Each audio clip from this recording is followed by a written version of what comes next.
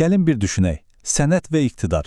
Bu ikisi arasında elə bil ki görünməz, amma heç vaxt kırılmayan bir bağ var. Qədimdə hökmdarlar öz güclərini daşa həkk edirdilər. Bugün isə nəhəng brendlər sənətlə öz imiclərini formalaşdırırlar. Bir sözlə, sənət həmişə iqtidarın ya ən yaxın dostu, ya da ən barışmaz düşməni olub. Yəqin ki, bu sual sizin də ağlınızdan keçib. Necə olur ki, bir kətan parçası bir adanın qiymətinə satılır? Baxın, cavab heç də sadəcə gözəllikdə deyil. O, sənətin bir güc, status və təsir rəmzi olmasında gizlidir. İşin pərdə arxası inanın tamam başqadır. Elə bu təhlildə də biz məhz bu gizli əlaqənin dərinliklərinə baş vuracağıq. Yaxşı, bəs yol xəritəmiz nədir? Əvvəlcə bu əlaqənin fəlsəfi köklərinə enəcəyik, oradan tarixin dərinliklərinə dalacağıq, sonra müasir dövrə, yəni korporativ hamilələrə baxıb, lap axırda da gələcəyə süni intellektin formalaşdırdığı o yeni döyüş meydanlarına nəzər salacağıq. Hər şeyin başladığı yerə, yəni ideyaların özünə qaydaq. Bu sənət-iqtidar əlaqəsini tam anlamaq üçün, gəlin əvvəlcə görək, əsrlər boyu bu münasibəti hansı böyük fikirlər formalaşdırıb. Baxın, işin ən maraqlı tərəfi odur ki, böyük beyinlər bu məsələdə demək olar heç vaxt razılığa gələ bilməyib. Məsələn, Platon üçün sənət cəmiyyəti tərbiyə edən bir alət idi. Karl Marx isə deyirdi ki, yox, sənət sadəcə hakim sinfin ideologiyasını əks etdirən bir güzgüdür. Adorno sənəti kapitalizmə qarşı son ümid qalası sayırdısa, Luhmann onu tamam başqa dünyaları bir-birinə bağlayan bir körpü, bir dil kimi görürdü. Və bilirsiniz nə var?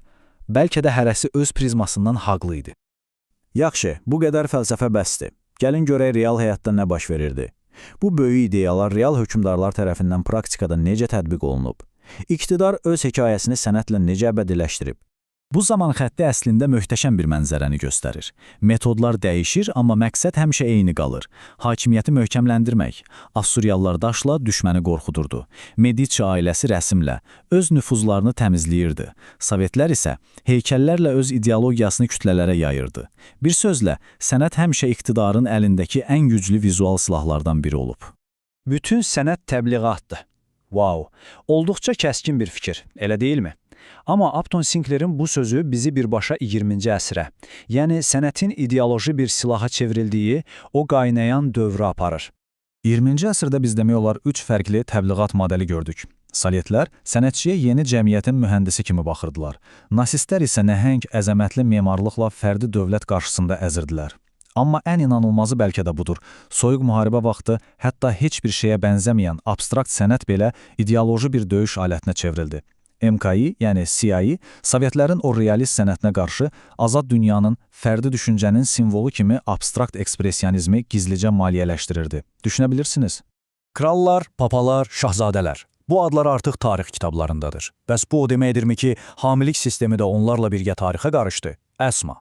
Əksinə, sistem indi bəlkə də heç vaxt olmadığı qədər güclüdür. Sadəcə cildini dəyişib. Gəlin, müasir dövrün yeni hamilləri ilə tanış olaq. Əsas fərq əslində gecə ilə gündüz qədərdir. Baxın, köhnə hamillər sənətçiyə deyirdilər ki, bunu çəkəcəksən, vəssalam. Yəni tam nəzarət.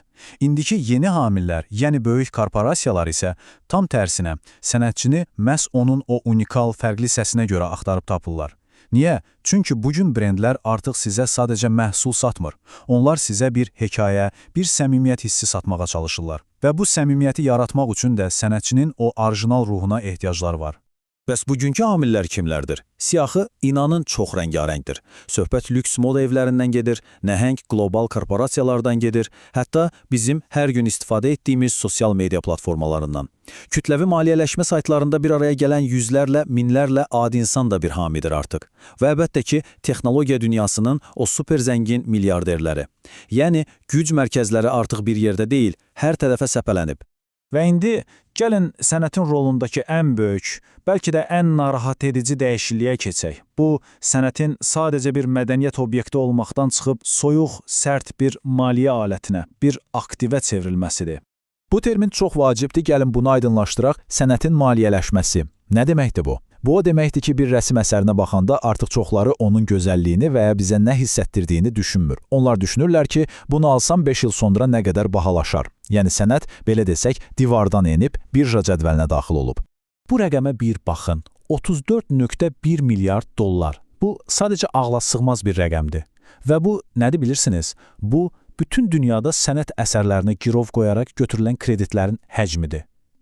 Bu rəqəm tək başına sənətin necə asanlıqla pula çevrilən bir aktivə döndüyünün ən bariz sübutudur. Yaxşı, bəs bir rəsm əsəri necə olur ki, maliyyə alətinə çevrilir? Proses adətən belə işləyir. Birinci addım. Təsəvvür edin, bir kolleksiyaçı öz bahalı rəsmini banka girov qoyur və əvəzində milyonlarla dollar kredit götürür. İkinci addım. Daha da mürəkkəbi. O rəsm əsərini götürüb, sanki bir şirkətin səhmləri kimi yüzlərlə xırda hissəyə bölürlər və hər kəs o əsərdən bir pay ala bilir. Və üçüncüsü, bəlkə də ən qəribəsi, bu milyonluq əsərlər çox vaxt heç bir muzeydə asılmır. Onlar İsviçrədə, Lüksemburqda yerləşən Freeport adlanan xüsusi, vergidən azad anbarlarda saxlanılır. Yəni, sadəcə balans hesabatında bir rəqəmdən ibarət olurlar. Və beləcə gəlib çatdıq son bölməyə. Sənət və iqtidar arasındakı bu əsirlik rəqs indi səhnəsini dəyişib, artıq döyüş meydanı nə çatandır, nə də daş. Yeni arena rəqəmsal dünyadır. Bugün dövlətlər artıq tanklarla yox, Instagram postları ilə yumşaq güc nümayiş etdirir. Bir rəssamın məşhur olub-olmamasına artıq hansısa nüfuzlu tənqidçi yox, TikTok'un, Instagram'ın o sirli algoritmləri qərar verir. Və ən təhlükəlisi, süni intellektlə yaradılan o saxta, deepfake şəkillər və videolar geosiyasi mübarizələrdə ən kəskin silahlardan birinə çevrilir. Müasir dünyada nəzarət üçün artıq birbaşa qadağalara çox da ehtiyac qalmır. İqtidarın, istər siyasi, istərsə də korporativ iqtidarın ən təsirli silahı qorxudur. Maliyyə dəstəyini itirməkdən, sponsordan olmaqdan və ya sosial mediada linç edilməkdən qorxan sənətçilər, muzeylər, galereyalar çox vaxt özləri riskli, mübahisəli mövzulardan uzaq durmağa çalışırlar. Bax buna özünü senzura deyilir, sənətçinin öz əli ilə öz ağzını bağlaması. Bu sitat məncə hər şeyi yerinə qoyur. Senzura sənətin gücünün ən böyük etirafıdır. Yəni bir güc sənəti susturmağa çalışırsa, deməli onun səsindən, onun təsirindən necə də qorxduğunu etiraf edir. Və sonda bu sual açıq qalır. Süni intellektin saniyələr içində möhtəşəm sənət əsərləri yaratdığı, algoritmlərin kimin tanınacağına qərar verdiyi bir dünyada insan yaradıcılığının növbəti əsl hamisi kim olacaq? Nəhəng texnologiya şirkətləri, soyuq hesablayıcı algoritmlər, yoxsa bəlkə də yenə də biz, insanlar, bəlkə də gələcəyin ən vacib suallarından biri elə budur.